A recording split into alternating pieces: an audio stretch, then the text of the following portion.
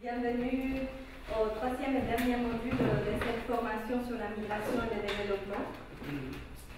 Vous avez reçu un agenda, donc on va voir aujourd'hui, on va discuter sur les processus d'intégration de la migration dans la planification de politique en général. Et donc c'est un thème assez vaste et peut-être pour quelques-uns de nous, c'est un thème aussi un peu loin de notre réalité quotidienne puisqu'on parle de processus de formulation des politiques dans lesquels parfois on est impliqué, parfois on ne l'est pas trop. Néanmoins, on va essayer d'analyser quel est le rôle de la société civile dans ce processus de formulation. Je me présente pour, encore une fois, je pense que vous avez suivi tous les modules ou juste un module, etc. Moi, c'est Paola Alvarez. Je travaille pour l'Organisation internationale pour l'immigration. J'étais basée à Genève, maintenant je suis à Rome et je suis venue pour cette formation. Et voilà, j'ai travaillé toujours depuis 7-8 ans maintenant dans des questions de migration et de développement. Et voilà. Aujourd'hui, donc, comme je disais pour l'agenda, quels sont les objectifs de ces modules, en fait, de la formation? Comme je disais, on va explorer les concepts et les processus de l'intégration de la migration dans la formulation des politiques, dans la planification des politiques et le rôle de la société civile. On va essayer d'identifier les impacts de la migration dans les politiques et vice-versa. On va explorer les concepts d'intégration de la migration dans la planification des politiques et comment ces concepts ont évolué et quelles implications a ces concepts en pratique en fait. Et on va analyser le rôle de la société civile parmi d'autres acteurs dans ce processus d'intégration de la migration. Donc, on va, comme d'habitude, suivre un chemin en 3 étapes. La première étape, c'est justement de regarder, comme d'habitude, comme on a fait dans les autres modules, de réfléchir au concept. Ensuite, on va voir ce que ça donne, ces concepts en pratique, au niveau central et au niveau local. Et ensuite, on va discuter sur l'approche Whole of Government Approach. Et on va se situer dans les contextes de la Suisse. On va voir ce que ça veut dire pour la Suisse et on va réfléchir au-delà de ces concepts de Whole of Government Approach et le rôle de la société civile. Donc on va commencer par l'étape numéro 1, donc la réflexion sur les concepts de processus d'intégration de la migration dans la planification des politiques. Et je vais vous poser la question, encore une fois, pour ceux qui étaient présents dans les premiers modules, pourquoi ça serait important d'intégrer les considérations de la migration dans les processus de planification des politiques? Partir, c'est mourir un peu. Partir, c'est mourir un peu. Surtout quand on est obligé de partir. Comprenez? Si on parle de soi-même, j'ai choisi de partir, mais si je dois être obligé de partir, c'est mourir un peu. Parce que je pars sans rien, tu perds toutes tes richesses sur place, tu pars sans ta maison, sans voir la famille, tu es coupé. Tu arrives ici, tu ne te réalises pas, c'est pas facile, c'est tout un monde, c'est une nouvelle naissance et plus compliqué. Vous voyez toutes les conditions qu'il faut remplir pour être accepté dans cette nouvelle société, ce n'est pas facile. Oui. D'autres secteurs Alors, réfléchissez à cette vidéo. On a réfléchi surtout de la perspective des pays d'origine. Par exemple, la démographie, oui, elle augmente. Ça, c'est plutôt de deux côtés. On pourrait dire, par exemple, si les migrants vont en milieu urbain, dans le même pays, on pourrait constater une augmentation de la population dans les villes, mais aussi dans les pays de destination. L'artisanat, l'agriculture et le commerce sont des secteurs qui touchent plutôt dans ces cas aux pays d'origine. Dans les pays de destination, dans quel secteur on pourrait constater des effets de la migration dans ces centres de destination. Maintenant, la deuxième question c'est qu'est-ce qu'on peut déduire de la cohérence ou de l'incohérence entre les politiques migratoires et les politiques relatives au développement ou d'autres secteurs?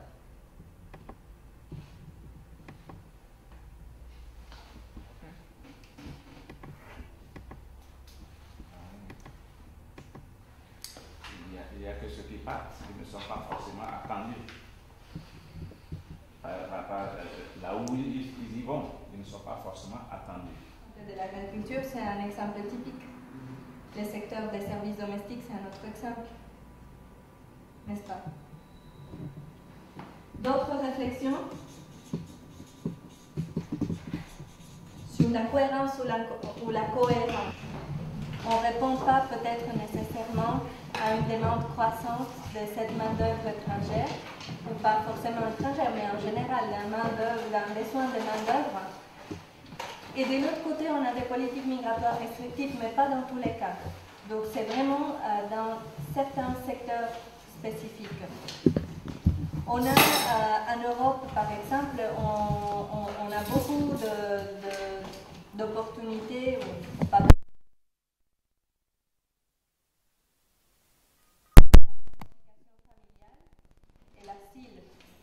mais en ce qui concerne les politiques migratoires, les voies, les canaux légaux des migrations régulières en Europe pour le travail, ça continue à être assez restrictif. Est-ce que vous avez d'autres réflexions à propos de ça? Qu'est-ce qui s'est passé?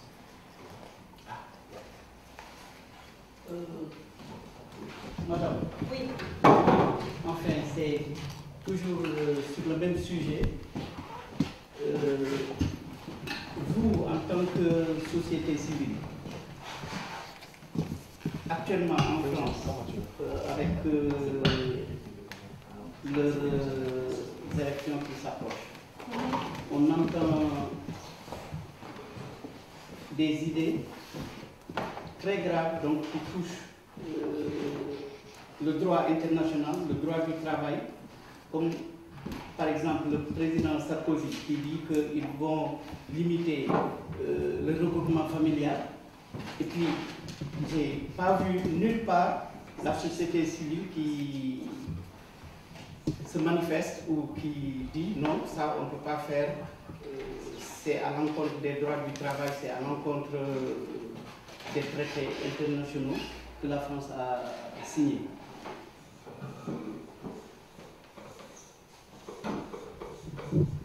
Merci pour cet exemple, parce que ça c'est vraiment une réalité qui nous touche à tous. Et pas seulement dans les cas de la France. Je ne sais pas si vous êtes au courant de tout ce qui se passe aussi, par exemple en Hongrie, et des projets de limiter, de continuer la migration au nord de l'Afrique, etc. On peut citer d'autres exemples comme ce qui s'est passé avec la Turquie. Donc cette volonté d'externaliser la politique migratoire qui sont de l'Europe en dehors des frontières européennes, c'est très important et c'est un débat qui mérite de réfléchir, comme vous l'avez bien signalé, au rôle de la société civile.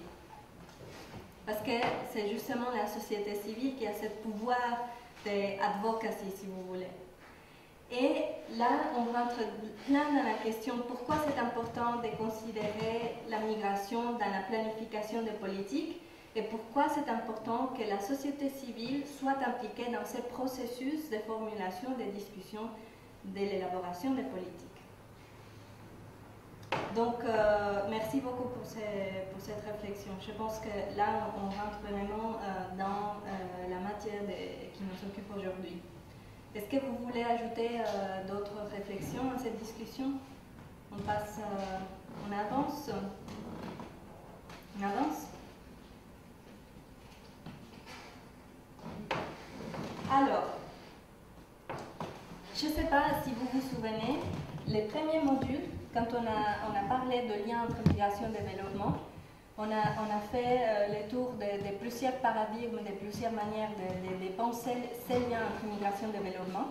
Et on a dit que voilà, il y avait la migration et la modernisation, c'est des paradigmes qui sont toujours valables et qui influencent la formulation des politiques, surtout en matière migratoire. Mais aujourd'hui, on est un peu dans les cas où, donc migration, modernisation, je vous rappelle juste, pour nous rafraîchir la mémoire, dans les années 50, on pensait que la migration contribuait au développement, puisque on pensait que plus de développement, on avait surtout dans les pays d'origine, on parle là vraiment d'une vision de migration sud-nord, nécessairement, on ne réfléchissait pas à d'autres choses, où la migration pouvait renforcer le développement des pays d'origine et éventuellement on croyait que la migration arriverait à être arrêtée, si vous voulez. Après la migration et la dépendance, on disait la migration dans les années 70, la migration contribue au sous-développement puisque la migration en fait enlève des ressources précieuses au pays d'origine et donc ça contribue au sous-développement, ça se crée un cercle vicieux, etc. Dans les années 90, on disait ah non, mais on peut gérer en fait les migrations et on peut créer des win-win, des scénarios gagnant-gagnant-gagnant pour tout le monde. Et on était très optimiste parce qu'on croyait en effet qu'on pouvait gérer l'immigration. Maintenant, on est plus dans la réflexion qu'il faut intégrer la migration dans la planification des politiques puisqu'on reconnaît qu'il y a des effets mutuels entre les migrations et d'autres secteurs des politiques, comme on l'a bien vu dans l'exemple de Ghana. Et à l'inverse, on croit qu'il y a des effets, des objectifs de politique sectorielle sur les décisions migratoires, sur les processus de migration et sur les conséquences de cette migration. Donc on se dit bien qu'il faut trouver la cohérence et la complémentarité entre les politiques sectorielles et les politiques concernant la migration. Donc on est plutôt dans cette étape-là, disons, de la réflexion. Mais n'oubliez pas que toutes les autres approches sont toujours valables. Là, on le voit, par exemple, quand on essaye de faire des projets d'aide au développement en croyant que le développement va forcément arrêter la migration ou ce genre de choses. Hein. La migration, développement, comme ils sont liés, etc. C'est des approches que je disais sont toujours valables, sauf que maintenant on est dans cette idée qu'on a reconnu les effets mutuels des migrations sur plusieurs secteurs ou objectifs de politique sectorielle et à l'inverse les effets des politiques sectorielles sur les décisions migratoires, les processus et les conséquences de la migration. Maintenant,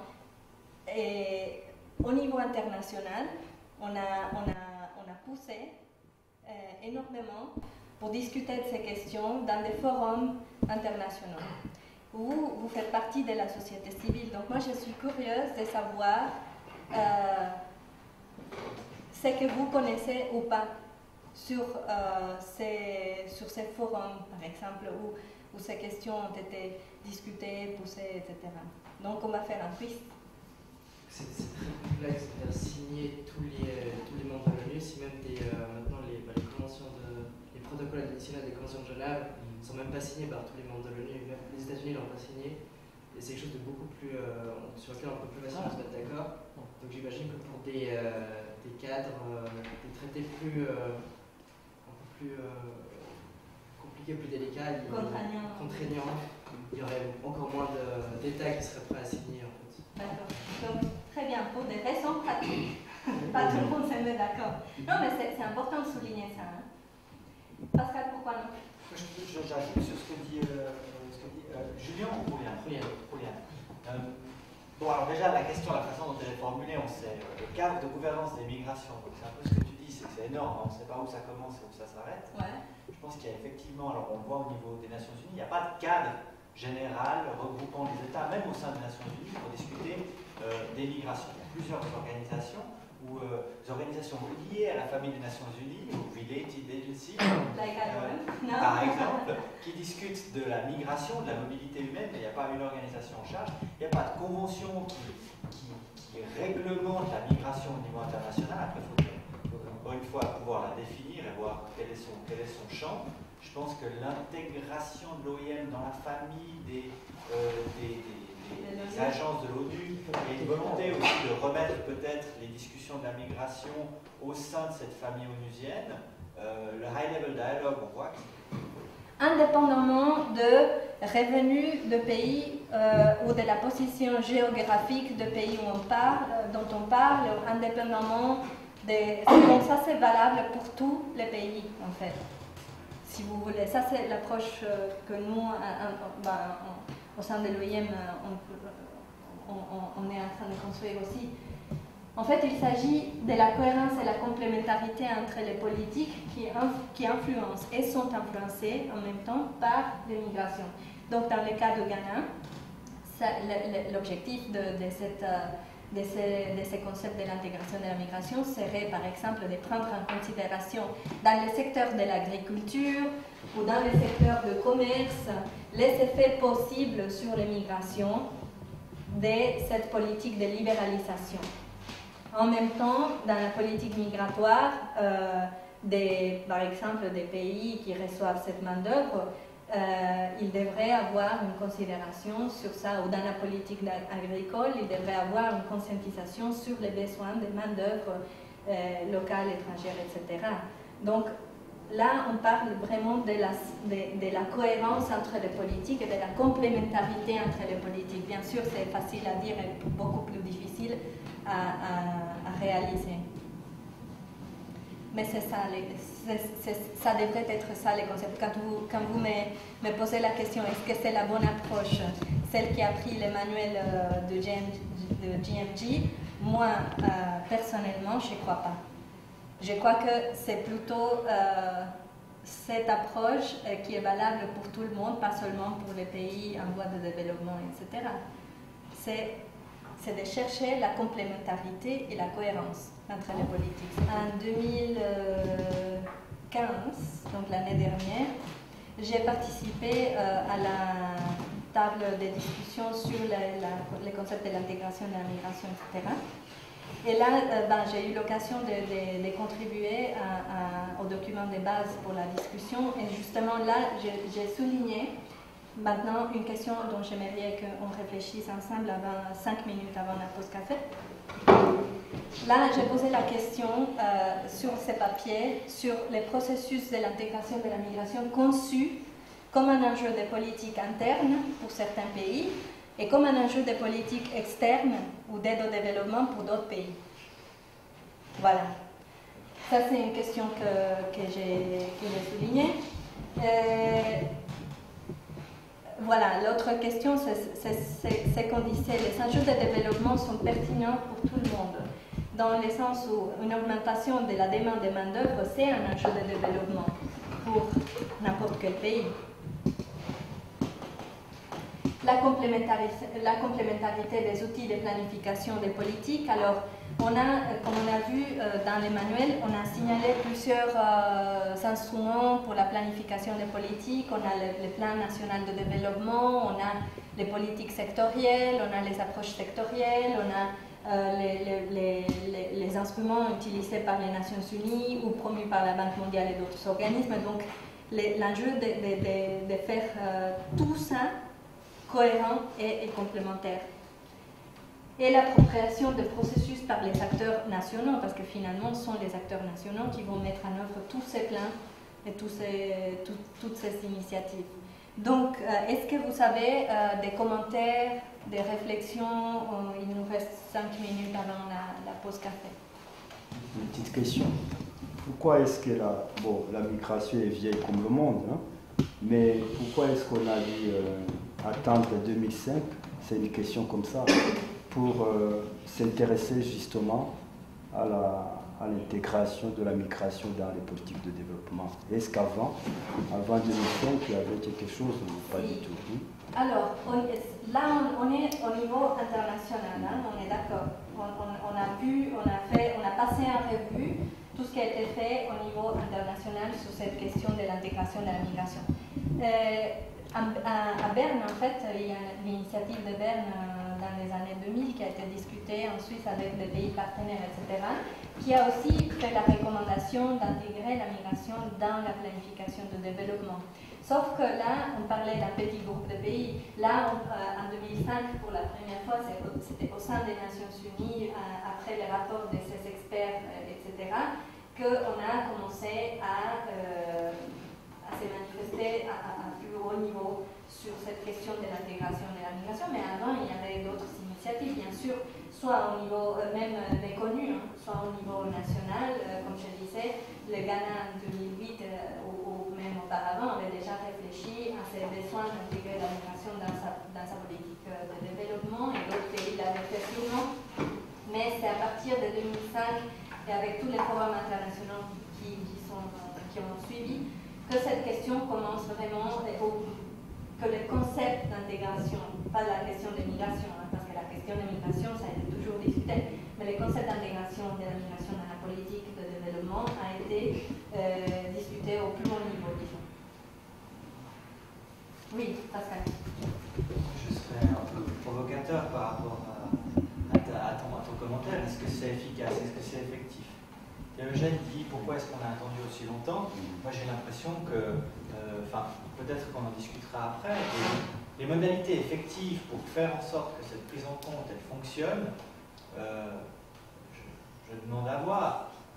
On est dans un monde ou dans des enjeux politiques qui sont extrêmement complexes, où on voit que les policy fields, donc les domaines politiques, sont tout le temps liés les uns aux autres. Donc on a maintenant des modalités ou des mécanismes au sein de la Suisse, au sein de l'Union européenne, pour analyser nos politiques sectorielles par rapport à leurs enjeux de développement, quand on parle commerce, développement, quand on parle politique de pêche, développement, et ainsi de suite.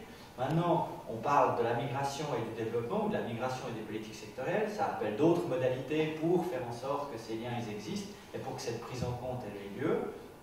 Donc là, on est simplement dans les mécanismes formels. Après, on a des enjeux politiques ou même départementaux qui font qu'on peut se demander si, quand je dis départementaux, c'est que chaque département a sa mission. On dit au département on dit au bureau on dit au secrétaire d'État sur l'immigration, on lui donne une mission. On dit à la DPC, on te donne une mission. On dit au DFA, on te donne une mission de présenter les intérêts politiques de la Suisse. Donc à partir de là, on a aussi des départements qui doivent discuter les uns avec les autres et aboutir à un consensus. Est-ce que ce consensus il se fait au nom de la politique migratoire, au nom de la politique de développement, au nom des intérêts migratoires de la politique de développement? Donc je ne sais pas si on discute de ça juste après, mais je me demande si c'est efficace, tout en reconnaissant l'ensemble de la complexité de la thématique.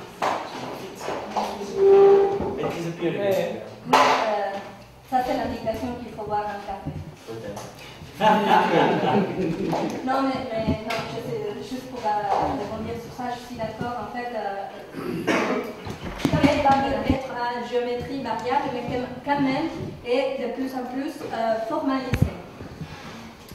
Voilà, maintenant, on a discuté sur les concepts de l'intégration de la migration, on a vu ce que ça donne, on a vu les biais avec lesquels il a été construit d'abord et comment il a évolué jusqu'à maintenant, qu'on a les objectifs de développement durable et qu'on reconnaît de plus en plus les effets mutuels, migration, politique sectorielle, migration.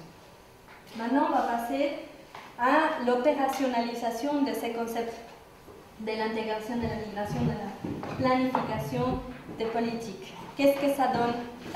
Adaptation intersectorielle, planification, évaluation, discussion sur la 4M4, c'est ça?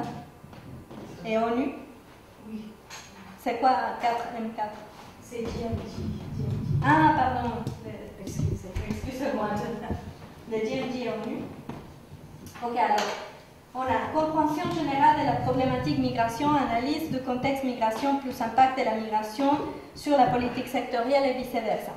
Je crois que ça, c'est une des premières choses qu'on fait. Justement, quand on parle de processus de l'intégration de la migration en pratique, que ce soit au niveau central qu'au niveau local, un des premiers pas, c'est l'analyse de la situation. Justement, ça commence par ça, savoir vraiment si la migration est un enjeu pertinent pour ce pays ou pour cette localité, communauté-là.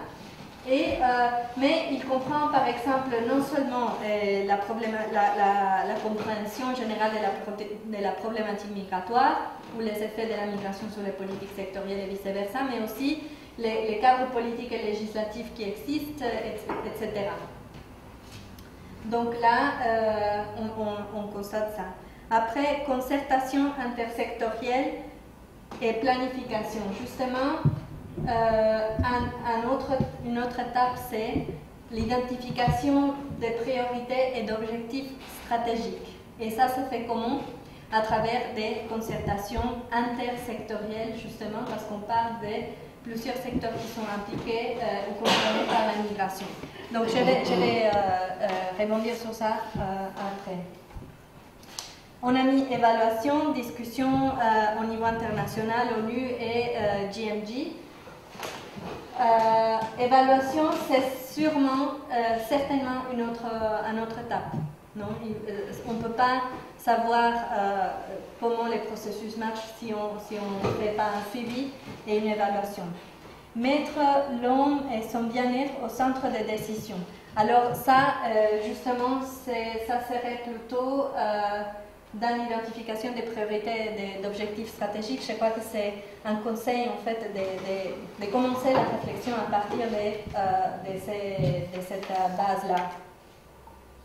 Planification et organisation des migrations. Voilà. Après, on a recensement périodique dans cette étape-là. Alfonso, tu es d'accord? Même avant, parce que je me pose la question qui fait cette analyse de situation.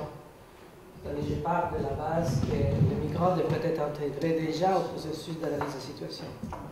Donc il faut savoir qui sont les migrants qui arrivent dans une commune, les accueillir et les intégrer à cette analyse de situation, parce que sinon après, c'est top-down. Donc, on parle ici des acteurs qui devraient être impliqués et sûrement les migrants devraient faire partie de ces acteurs depuis le début de ces processus, n'est-ce pas? Après, il y a recensement périodique au niveau communal et national des immigrés. Donc, je pense que c'est aussi dans cette étape-là, n'est-ce pas, au niveau de l'analyse de la situation. Donc, on a plusieurs recommandations pour cette analyse de la situation. Donc, pas seulement les effets de la migration, mais les contextes migratoires d'accueil, d'intégration des immigrés et aussi de ceux qui sont à l'étranger. Donc, pas seulement les immigrants, mais aussi les immigrants, etc. Recensement des migrations de retour. Donc là, on parle vraiment de cycle de migration au niveau... donc, analyse de tous les cas de migration. Immigration, émigration et retour. Et les retours, c'est important parce que c'est une réalité, mais parfois un peu sideline, non? Un peu mise de côté. Analyse des bonnes pratiques mises en œuvre dans d'autres communes ou d'autres États. Est-ce que ça ferait partie aussi de l'analyse de la situation? Qu'est-ce que vous pensez? Ou vous les mettrez dans un autre étape? C'est aussi partie de l'analyse de la situation?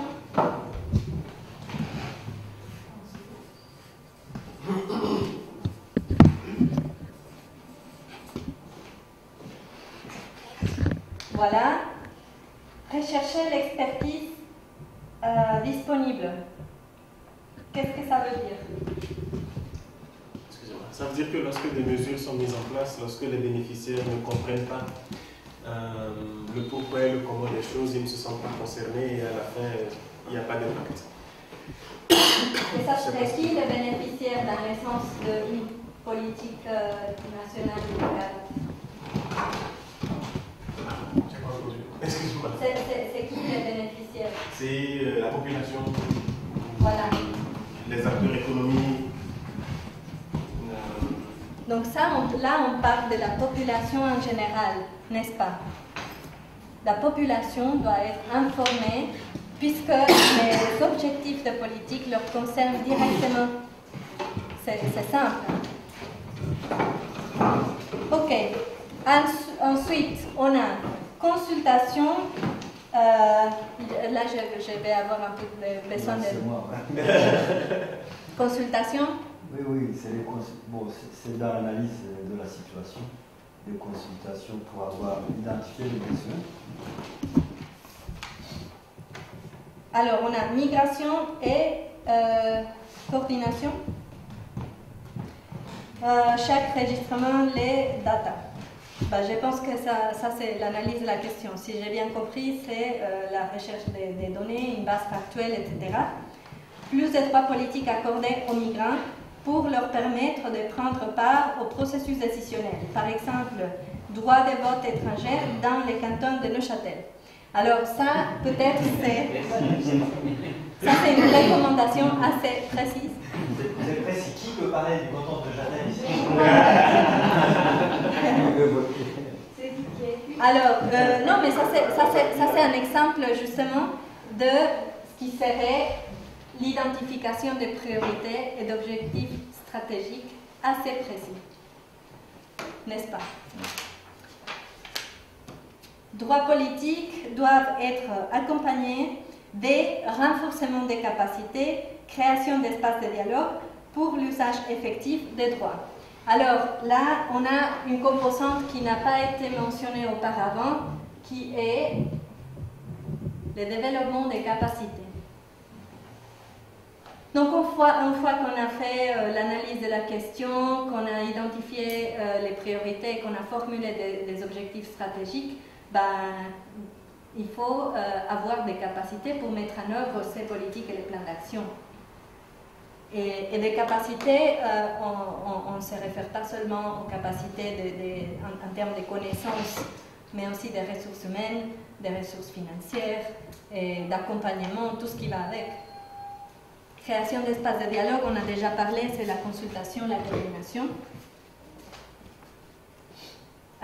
Les plannings, ok, composants. Les plannings, décision, compréhension. Qui veut m'expliquer ça?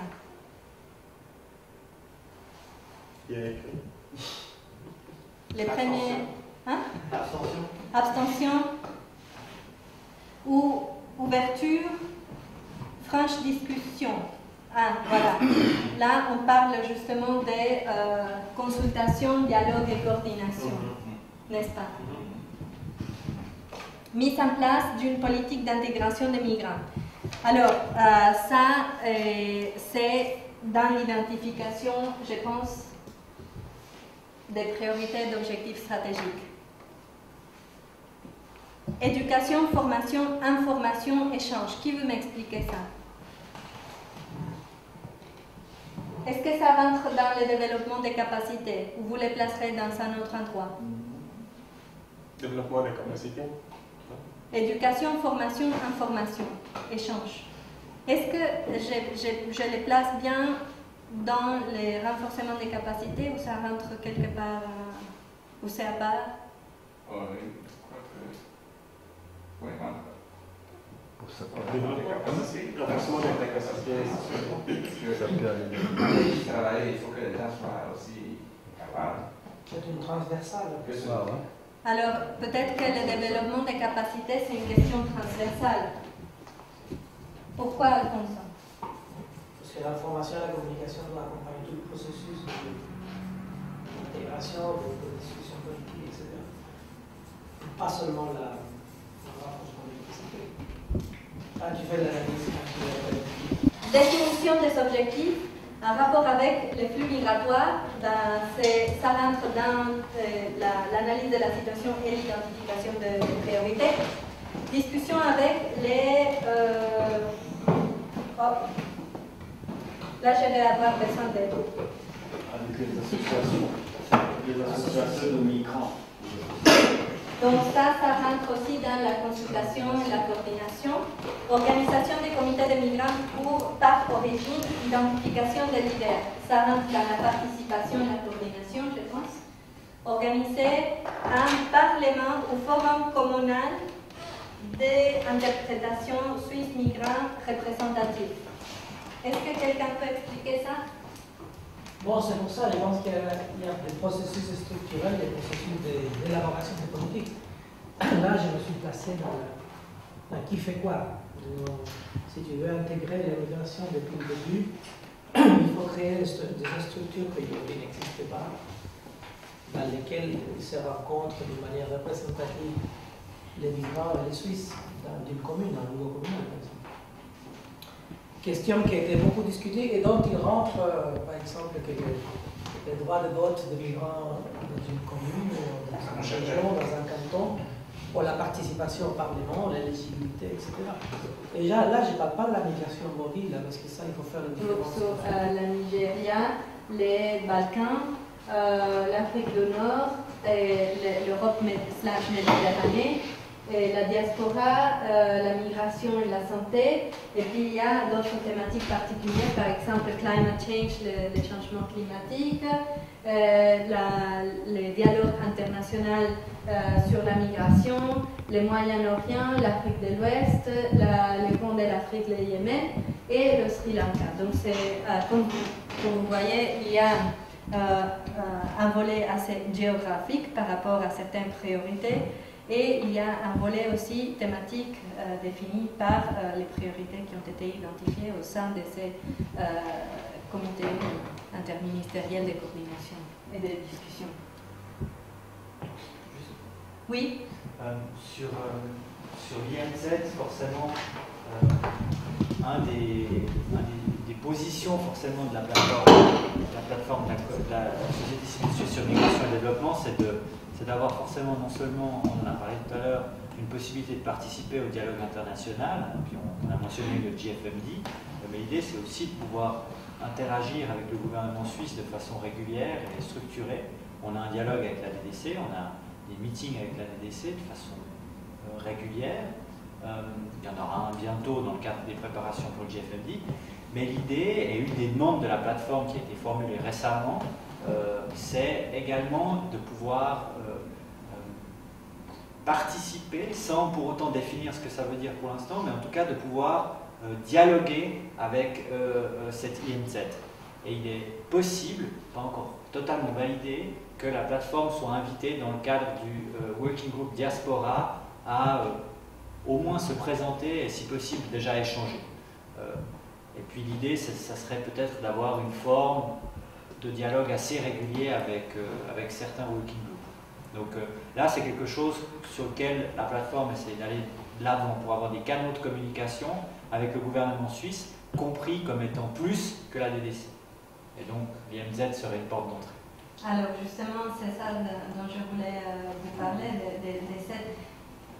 Alors, il y a des mécanismes, on a dit, de coordination intragouvernementale. Maintenant, et la question qui a été posée ce matin, on était sur l'intégration de la migration, etc., the whole of government approach. Quelle est la suite?